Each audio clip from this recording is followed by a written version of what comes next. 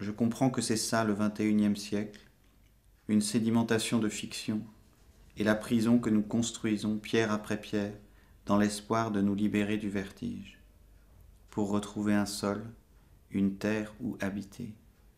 Mais le vertige est infini, l'inquiétude comprenait le déplacement, le doublement, le flux des choses que l'on croyait à jamais scellées.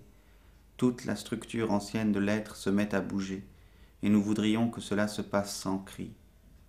Utoya révèle à l'Europe l'inadéquation de sa langue, de son école. Des mots morts, identité, civilisation, plantés dans la tête assoiffée de l'enfance, et partout le grand chambardement, une soft déportation, le brouillage des origines, la disparition du vrai, la sédimentation fictionnelle de nos yeux.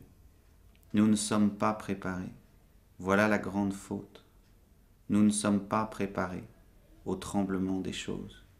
Il y a eu ce carnage en Norvège, à Utoya, sur l'île d'Utoya, où il y avait, où il y a eu je l'appelle ce gamin parce que c'est un gamin, enfin il a mon âge, mais Anders Behring Breivik, qui s'est mis à tirer comme dans un jeu vidéo sur d'autres gamins. Donc on sait qu'Anders Behring Breivik, c'est quelqu'un qui a fait paraître un texte peu avant son carnage, son raid, qui s'appelle Déclaration d'indépendance européenne. C'est-à-dire au fond, il porte un certain fantasme de pureté, hein, l'idée que l'Europe serait une entité homogène, etc. Et pour moi, ce qu'il a fait, son acte, ça révèle l'état, un état philosophique politique de l'Europe très très réactionnaire. Et donc le chant que j'ai écrit est véritablement le contre, le rebours en fait. Il essaye de donner une forme de voix lyrique à quelque chose de l'antre, du trait d'union, dans le croisement, dans l'interstice, dans la brèche au fond. Il faut redonner une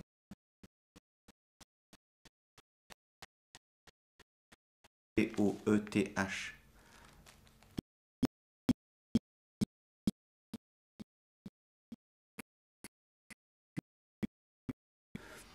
Qui donne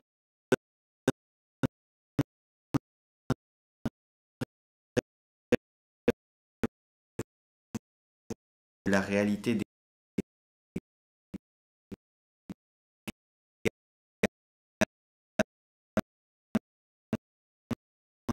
avoir.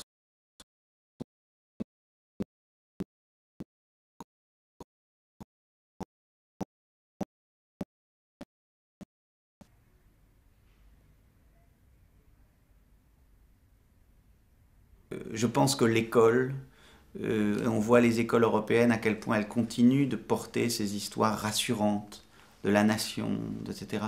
À quel point également la langue politique, dans notre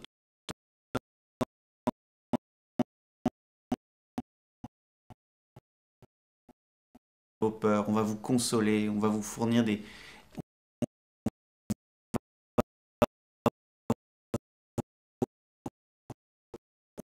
Et pour moi, c'est là que réside l'abdication à, voilà quoi, à la vie, à une forme de liberté. Enfin, c'est contre ces promettants aussi que j'écris.